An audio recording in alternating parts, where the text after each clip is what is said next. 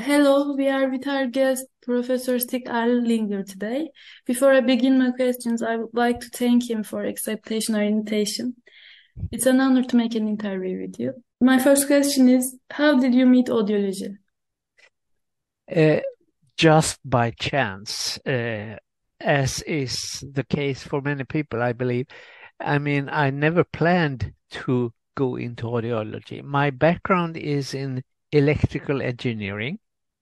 So I studied electrical engineering in Stockholm. One of my teachers there told me, well, there is a new field appearing called biomedical engineering. That is engineering applied to medicine.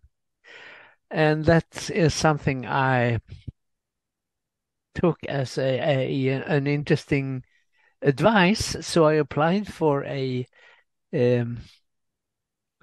scholarship. So I spent a year in the United States studying biomedical engineering. Then I returned back home to Sweden and had a position at Karolinska Institute in Stockholm in biomedical engineering. Then audiology was being established in a new organizational way in Sweden. This was in the mid 1960s, long time ago. And I was approached by a friend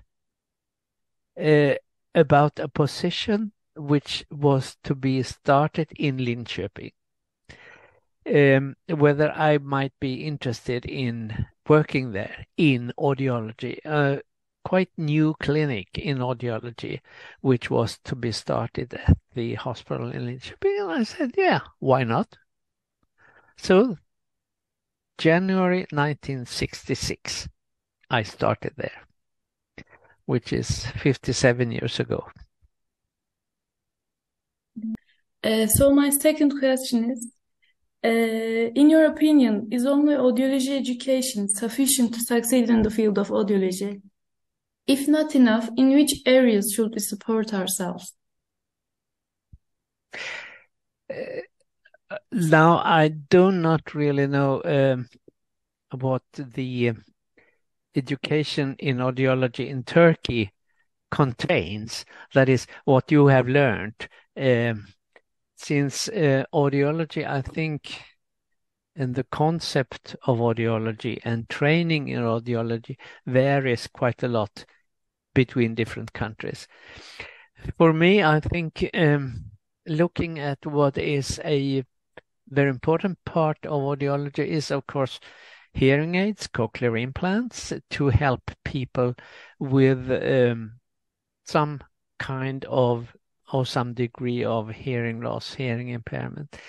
And if you look at today's hearing aids and cochlear implants, they are technically very sophisticated devices.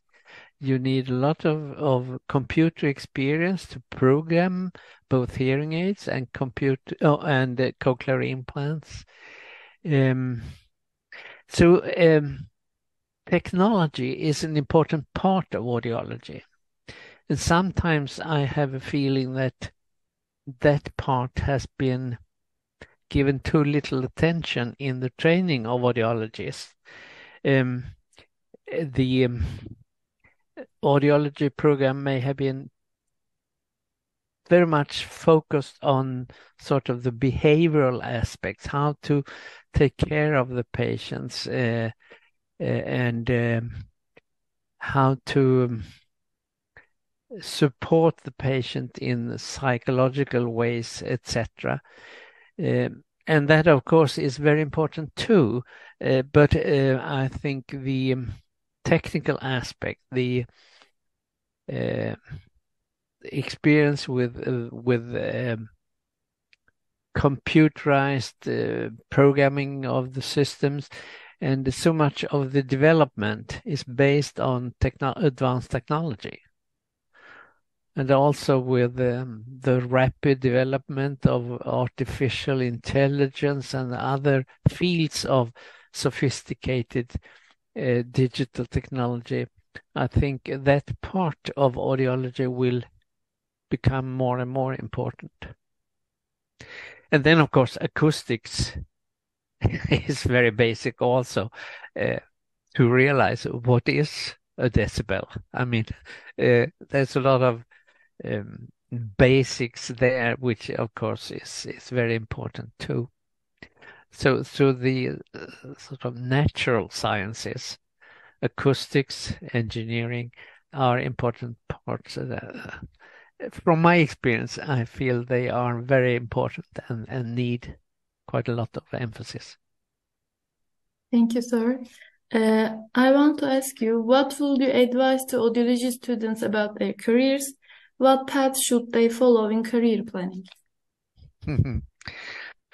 That's a different question. And of course, that also depends on how audiology is organized in different countries.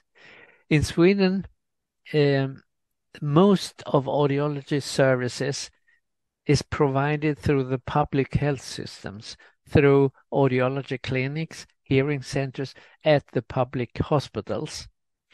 There are also private clinics with activity in hearing aid dispensing. In general, in cooperation with the public health system.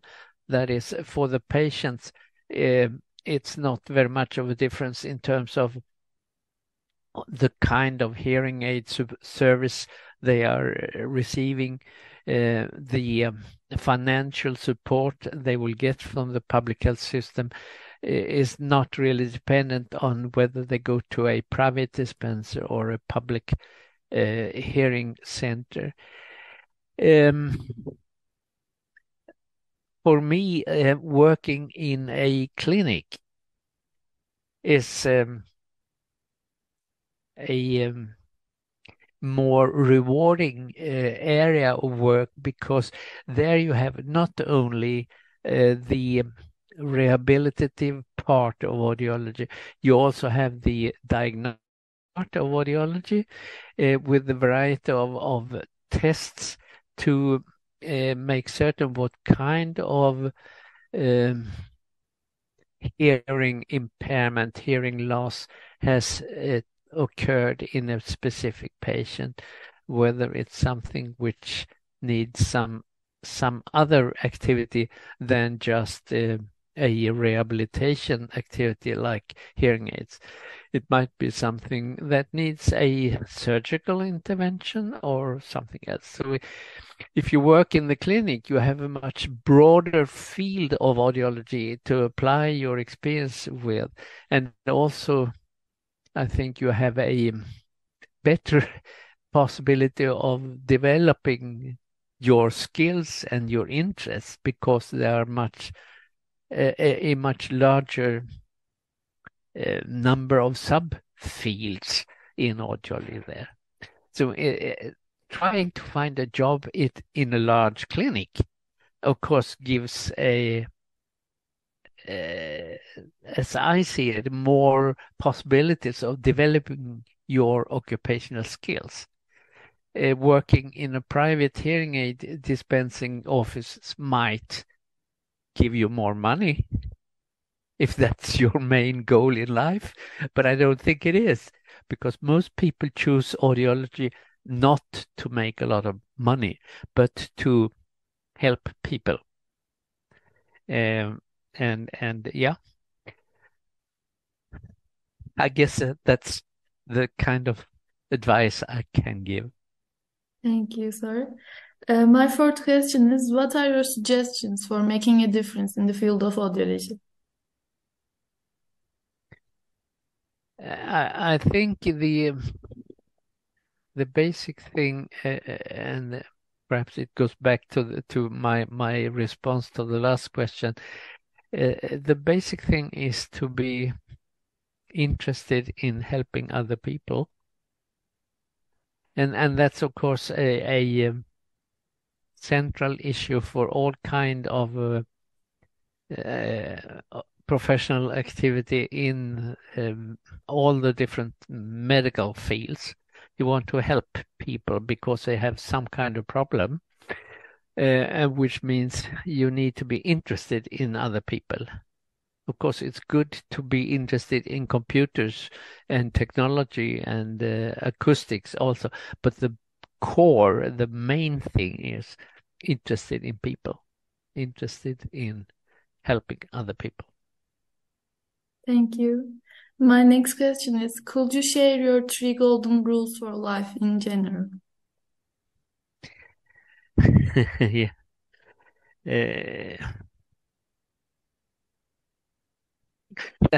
That's a very different question.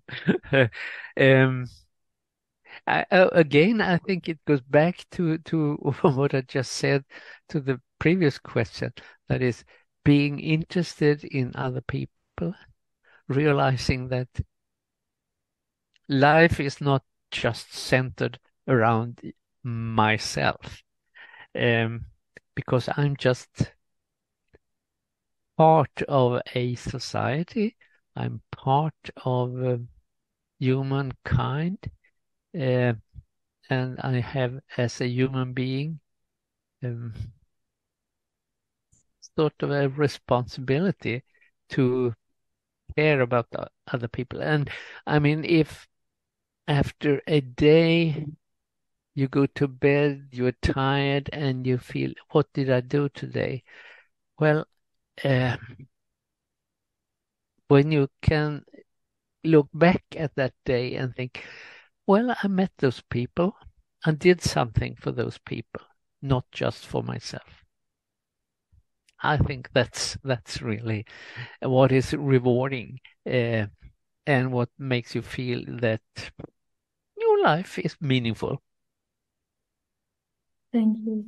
My last question is, what are your expectations from young people in the field of audiology? They have of course, if you look back, the last, say, 20, 25, 30 years have given us an enormous development in terms of what we can do for hearing impaired people.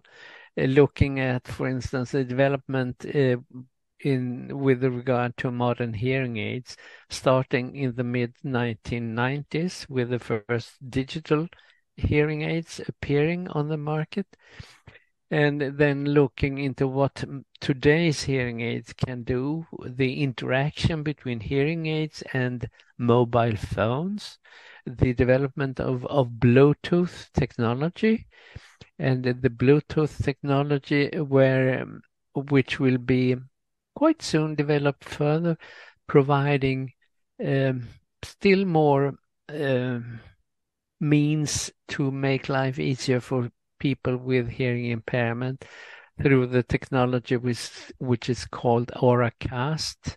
I don't know if you've heard about it, where Bluetooth transmission will be used in a lot of new situations and environments, which will make it possible to reach hearing aid users through that technical means with information, with messages that are important.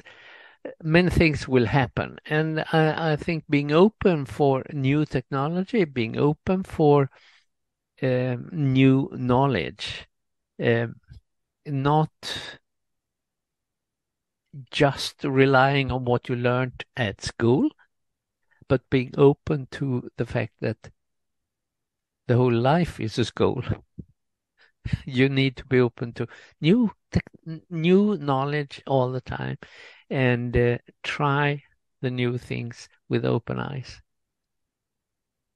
Maybe that's a reasonable advice for young people in Turkey as well as in Sweden and other places. Thank you for your experience and advices. That was all my questions. And thank you for participating to our People Contributing to Audiology project.